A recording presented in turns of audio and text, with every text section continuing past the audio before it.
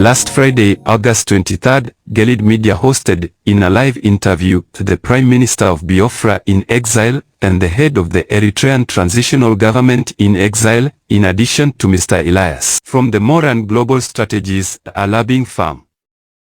The interview lasted about 2 hours. For the benefit of viewers like you, we present to you a clip of what Mr. Elias from Moran Global Strategies said about the services they provide on behalf of Biafra and Eritrea. Please follow, comment and share the clip with friends. Thank you all. Mr. Elias, Vice President of the Moran Strategies Incorporation lobbying firm, can you tell us who you are and what role do you play with the Biafra and the Eritrean government in exile? Thank you so much. I'm greatly honored to be here with all of you. As noted, I am a lobbyist with Moran Global Strategies, which is a lobbying firm founded by my good friend and colleague, James Moran, who served as a member of Congress representing Virginia for about a quarter of a century. Our firm has a great specialty in representing foreign clientele, whether it be foreign governments, foreign political parties, or corporations, amongst other clients, which include defense companies and a wide variety of causes. Our firm represents both the Biafra Republic government in exile. We also represent the Eritrean government in exile and the transitional president of Eritrea, Gebre Badarai. And these are not only clients, but also good and dear friends as well. And our firm, because we represent both clients, we brought both these Biafran causes and Eritrean causes together because it's always beneficial to see if there's mutual synergy between clients. To give you a layman's perspective, if you will, of what is lobbying at a granular level, which I think will be helpful for your audience. Similar to, I think the best analogy, which I think will make this lobbying, which oftentimes can be overly complicated, in a very simple, practical, and easy to understand way, is similar to how people hire accountants to do their taxes, or people hire lawyers to navigate the legal process. People hire lobbyists to navigate the political process and to influence public policy. Now, theoretically, you don't need a lobbyist. Everyone has the right to petition the government.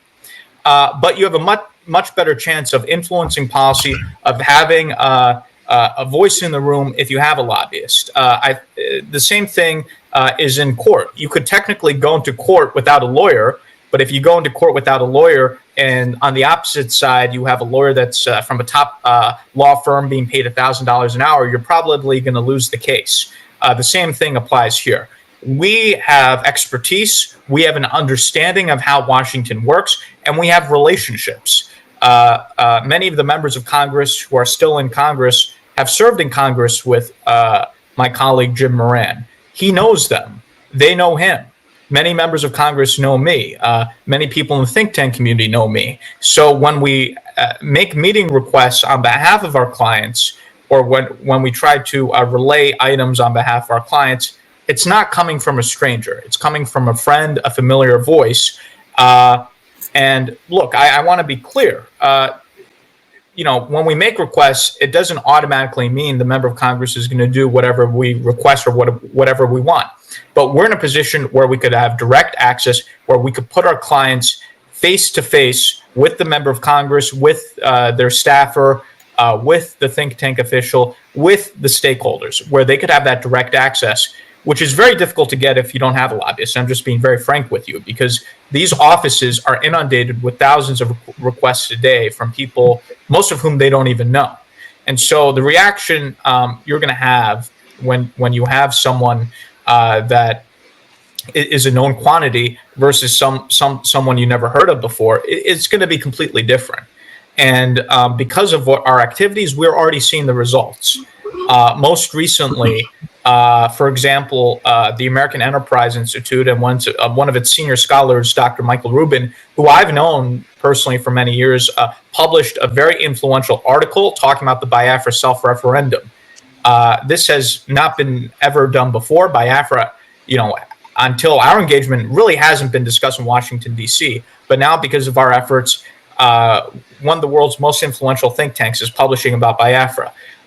With President Badarai, we've had a series of high-level meetings with Congressman Sherman, with Ambassador Nagy. Ambassador Nagy also met with the Biafran Prime Minister, and they published these meetings. They issued tweets, which generated enormous publicity and also have caused us to receive attacks from the Eritrean Minister of Information.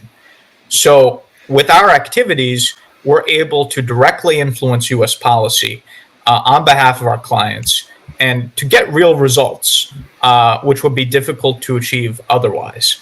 And so, you know, I view us as the spokesperson, if you will, or the spokespeople for these two noble causes here in Washington, D.C. We've made enormous progress, and I think we'll continue to make a significant more progress in the next coming weeks and months. So I just want to give you the 60,000-foot overview of generally what is a lobbyist, what it is that we do, why we're important. And I'm sure your audience can understand, you know, when a congressperson receives a call from someone they served in Congress with for 20 years, it's going to be reacted to differently than a random phone call to their office. So I think this should be an easy message to comprehend.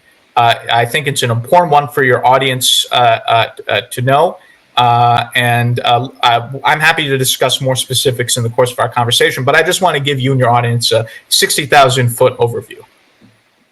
Thank you. Thank you so much. Thank you for all that, Mr. Elias, Vice President of the Modern Strategies.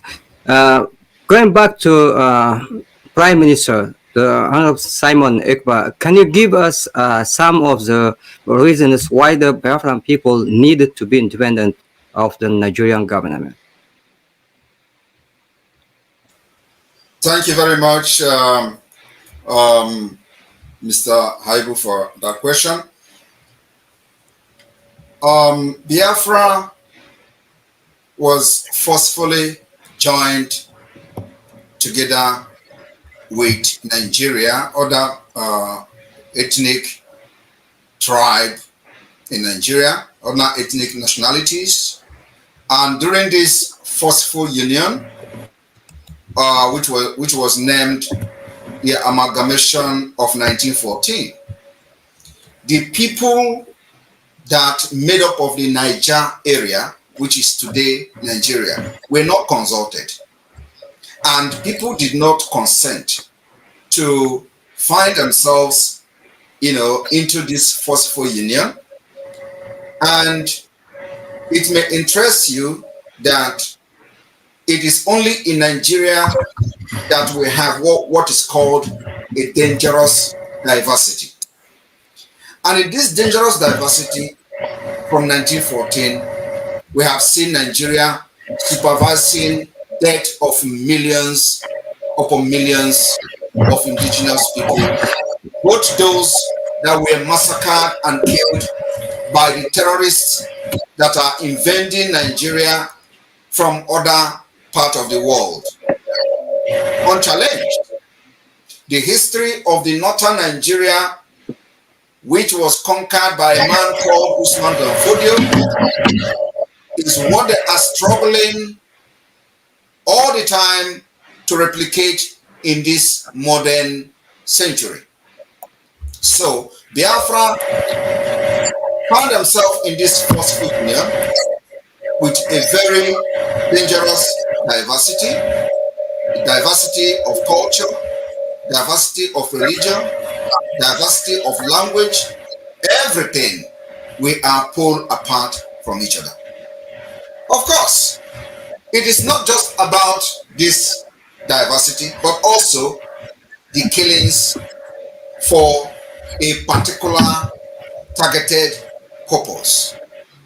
And everybody understands that during the pogrom against the Biafrans in the north in 1945, it resulted to what led to the war, because the leaders of Biafra then decided that we can no longer continue to watch our people getting killed every day in Nigeria. And that led to the declaration of Biafra in 1967. Now, fast forward, after the war of Biafra in Nigeria, the genocide ended, there was something they called Triple R, which was introduced by the then president military ruler called Ekpa. And of course, on that ground and basis, Biafrans lay down their weapons. So going forward, Nigeria today no longer function as a law-governed state, capable of resolving its political problem, socio-political problem, the diversity problem, the ethnic crisis, the invasion of the jihadist movement all over Nigeria. Nigeria have demonstrated that they are incapable of solving these problems. And so we have witnessed the massacre of people within the Nigeria state. We have witnessed the killings of indigenous people, and this killings is spreading very wide up to now to the southern part of Nigeria. And of course, these terrorists are struggling also to invade Biafra land. And they are being backed by the Nigeria state. As we see today, the Nigeria government is being controlled by these extremists. And then of course, the Biafra people are completely different people from different background, different ethnic nationality, different religions and all that. So we decided that we will not rely on Nigeria protection, otherwise the original plan of a man called Usman Danfodio will come to fruition. Biafra decided that we are going to take this upon ourselves, as the leaders of the Biafra in the 60s have created the awareness and of course try to defend Biafrans that are getting killed all over Nigeria. And of course that particular attempt failed with what we see as a genocide. Nigeria have not been tried in any court for the starvation of Biafrans and the war crime against Biafra people. Today, Nigeria security agents are all infiltrated by Boko Haram and other terrorist groups. And these terrorists are being sent to different parts of Nigeria, either to directly attack and enable the conquest of other ethnic nationalities, or they are going to be there to supervise and share the terrorists while they sack villages and communities.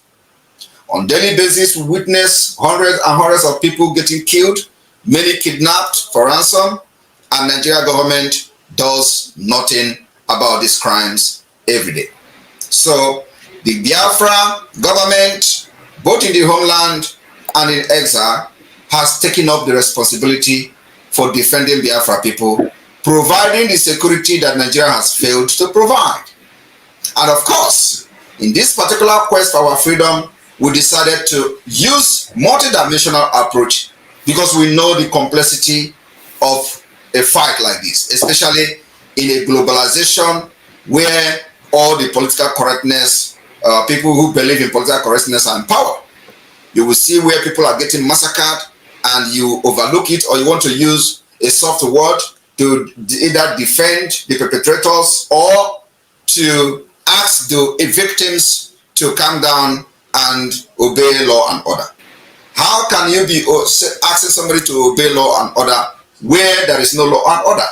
If there is no law and order, if there isn't any law and order in Nigeria where we will be, asked to calm down and wait for law enforcement to take its course, you will not have people killed in the first place.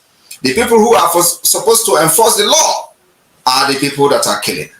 And they have become the terrorists because they have been infiltrated. The commanders, generals in the army are all affiliated to Boko Haram and Islamic jihadist movement. So Nigeria started as a secular state from 1960. It was called a secular state. Secular state in the sense that there is no official religion, there is no official language and all that, only language that ethnically like dialect.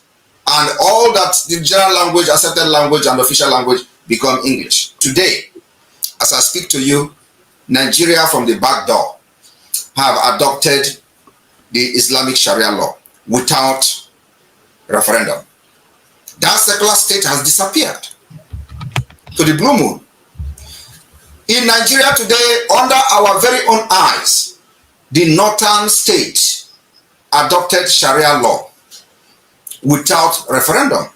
Because in that northern state, you have people who are not Muslims, people who migrated from other parts of Nigeria to the northern state, and they are not Muslims. And during the time they were migrating, Nigeria constitution says secular state. And today, they found themselves in an extreme Islamic Sharia state, where their heads are being cut off, where they are stoning them to death at any provocation, where the people who don't even know anything about the religion are being stoned to death. And of course, those that are made open, we'll talk about it. One of the recent one is a lady called Deborah. Deborah is not a Muslim. She's a Christian. She was accused of blasphemy, even when she's not part of their religious movement. She was stoned to death. We are not against Muslims. We are friends of Muslims. We have Muslim friends all over the world. But what we are saying is that let live and let live. If you must have a Sharia in Nigeria, and those people who have agreed to have a Sharia law in their state, they can have their independence. Not necessarily deceiving the people in the sense that they are in Nigeria, where you have a secular state, only for them to realize that if they talk anything against their religion, they're going to get killed and stoned to death. And they are still living in that delusional state of a secular state. Today, Nigeria is being recognized by the United Kingdom as one of the Islamic states. That was the exact word that Macron used, that Nigeria, an Islamic state, was one of those countries that were negotiating the ceasefire with Israel and Palestine. And of course, supporting the killing of Israel's, the invasion of Hamas against Israel territory, which recorded killings and abduction of innocent women and children. Now, again, the danger of diversity is this. While Nigeria will go to the UN General Assembly to vote and support the state of Palestine, they kill us with guns just for coming out to protest and say that we are ready to also have an independent state. Biafra has suffered the highest, they have become the highest victim in order to continue to push the message and narrative of one Nigeria. We lost 3 million children, not to burn, not to bomb, but to starvation. And that was the war crime committed, one of the war crimes committed by Nigeria. And of course, they have probably escaped being tried for that crime because of the time the UN and of course the International Criminal Court came in place. Having said that, it is not enough that after these 3 million children died, today we are facing times 1,000 of what led to the war that supervised the death of over 3 million. Is it not reasonable for the entire globe, the entire world, those who participated in forcing Biafrans and killing Biafrans and advising Nigeria on how to do blockade over Biafra? Are they not ashamed of themselves today that the Nigeria they cherished and loved so much has collapsed? Nigeria has no other thing to do other than to kill, to lie, involve in international crime, fraud, internet cyber crime, and what have you. Terrorism is on the high rise. Internet fraud is on the high rise. Everybody in Nigeria, if you are not involved in war crime or the other, you will never survive. So Nigeria breeds criminals.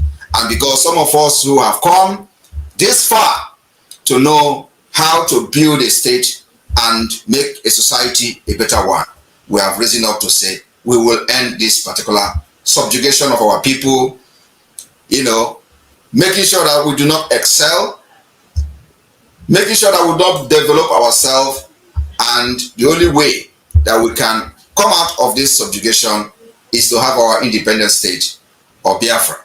And I want to make it very clear that we are not declaring independent state of Biafra. Rather, we are restoring the already declared independence. It was declared in 1967. So we have a history. And today, everyone have seen the nosedive Nigeria, how Nigeria is nosediving. And we are not the only country or the only nation that are following this path. It may also interest you that Lithuania, who is one of the powerful countries today in this part of Europe, was also facing similar thing in the past before they actually declared their independence.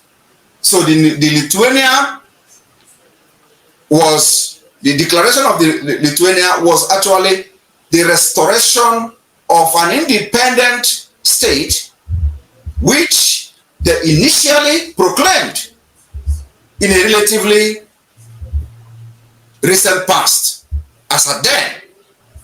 And Lithuania redeclared the restoration of their independence. And that's exactly one of the paths the Biafrans are following today. We will issue a declaration to restore our lost independence, which was declared in 1967. And then also a similar thing proclamation was made by a nation called Sahawari. I don't know how many of you know this nation called Sahrawi, the Arab Democratic Republic of Sahrawi in Western Sahara. Their proclamation of the 1976 is exact thing that the Biafra, of course, almost the same thing that Biafra are following today. In this region, in this country, their liberation witness, at least, they took over some portion of their territory and Morocco controlled the rest. And those areas where they are controlling, where they are very strong, is called a free zone. So people should understand that if there is no event, there is no history. You have to create the solution that suits your problem. And what we are doing today is the combination of many process, of many procedure, of many pathway to freedom. Because Nigeria is a complex state, especially with vested interests of the world powers. So what we are trying to do is to profile a solution to the, imagining an upsurge of terrorists from Africa. We imagining as a nation will prevent this upsurge of terrorists. And the emergence of Biafra as an independent state will also restore peace and a lasting peace in the Sahel region. This is a fact. With the way this whole thing is going today, there is a need for Biafra to emerge so that the West and those who believe in civilization will have real alliance in Africa. As it stands today, there is no real alliance in Africa. And what I do not believe is when they say the Western influence. There is nothing like that in our own ideology. What we have is civilization influence. And we are embracing civilization, and civilization we will embrace. We continue to follow the path of civilization because that's exactly the pathway to a better society. Nigeria today has opened what they call Center for Eradication of Innovation. Innovation is part of civilization, and they are eradicating it. So we have different ideology, different belief, everything is different, everything is pulled apart. So the only way we can develop ourselves, attain our potentials, is to govern ourselves in the name of self-determination. So this is the reason we are saying that the world must listen to us now. We have solution, especially to all the problems that are emanating from the West Africa, Sahel region, and of course, the issue of the upsurge of terrorists. The emergence of Biafra will first of all cut all the interest that the terrorists have, which made them to start flowing into Nigeria. And you know what that interest is? They are looking for safe haven, where they can tap on the natural resources, make money, sponsor attack in Europe, sponsor attack in America, and the emergence of Biafra will stop that. Thank you very much. there are many things to say, but I know that a lot of people are here who want to say something. Thank you very much. This is the reason. It's okay. It's okay. Or die is our logo and our slogan going forward. Thank you very much. Ina bada magana wasu suna bada magana wasu na cewa ga ai haka nan ka tambaye shi an yi ko ba ai ba ka tambaye ya Najeriya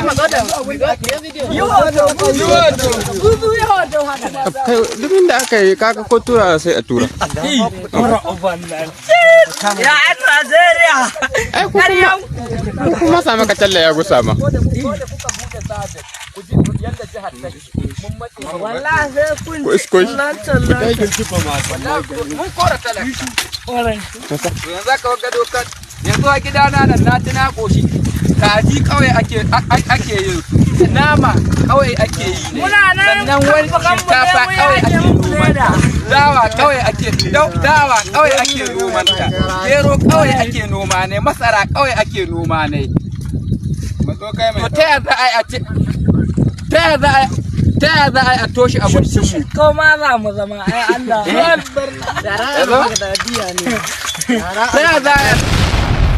Yeah, check me out. Superstars Media. Lord Logan, but let me tell Lord Logan, and it's why Flora show 1914 amalgamation is what we dying for. 3 nations to 1 nation, ever since annihilation. Nepotism is nonsense. You and you clap your hands. Biafra gonna come, clap your hands. Biafra, Oduduwa, we're free now. Freedom is gonna come, we're free now. Yeah.